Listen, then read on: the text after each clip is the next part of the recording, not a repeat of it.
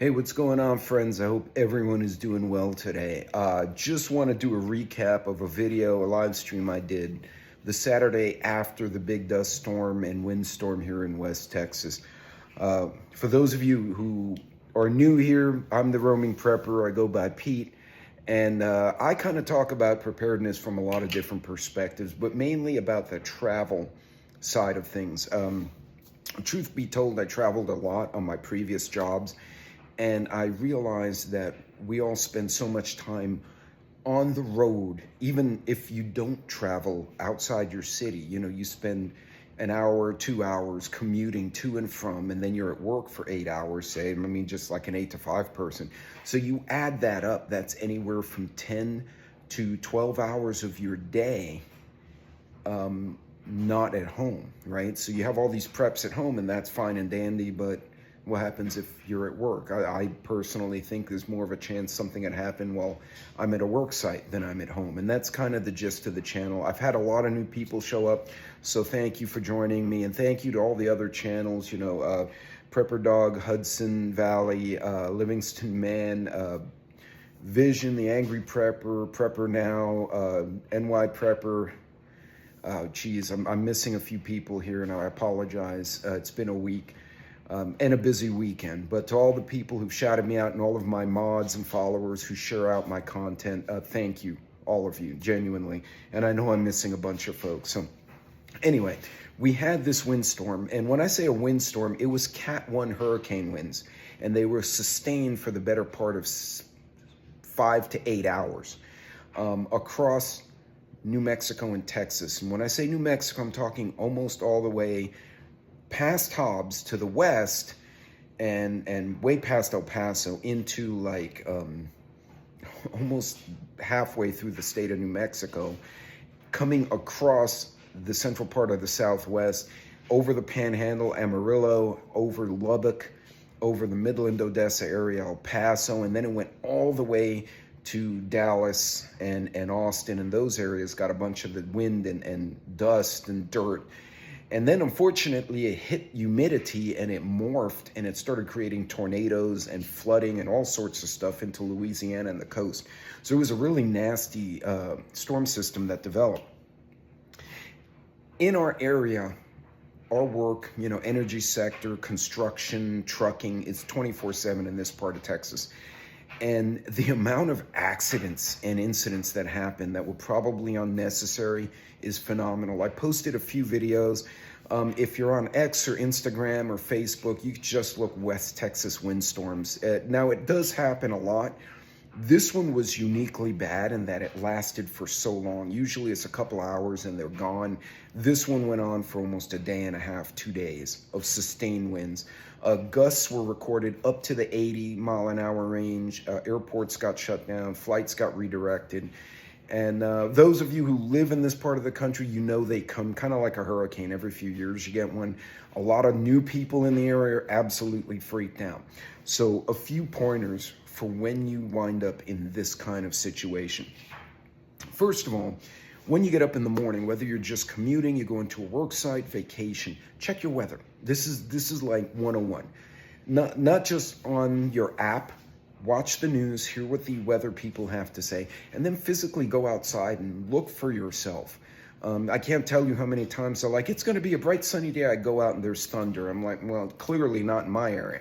So go look, observe for yourself. If you know there's some kind of bad weather, whether it's rain, wind, dust storm, plan your trip accordingly, right? If you're going to go, say, I don't know, from El Paso to Dallas, right? So you'd be going from west to east across the long part of Texas, and there's a windstorm behind you, you may want to plan to stop somewhere along the way. You stop in Midland, or you stop in Lubbock, or whichever your route happens to take. You go to San Antonio, plan to stop somewhere in the middle if you need to. Now, it doesn't hurt if you're going to make that kind of trip, especially more than 3 or 4 hour drive. Check hotels. If you got an 8-hour drive and you're like, yeah, I can get up in the morning and do it, I'll be there by dinner. Yeah, sure, you'll be there by dinner if the weather and the traffic holds up. And speaking of traffic, don't only check the weather, check the road conditions. Most states have a DOT website, Department of Transportation. You can also go online to the local news in the cities you're going to pass. So for example, you live in New York State and you want to go up to Syracuse, you can check Albany, you can check Binghamton, and you can kind of get a feel of, hey, which route do I want to take? Where's the construction that I can avoid?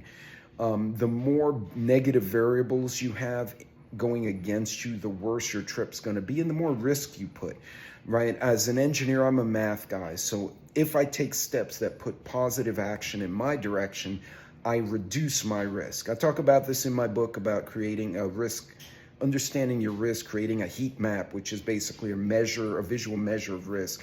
But you can do this just intuitively and say, okay, I got weather, I'm going from El Paso to Austin, I've got weather coming up behind me, it will probably overtake me at some point.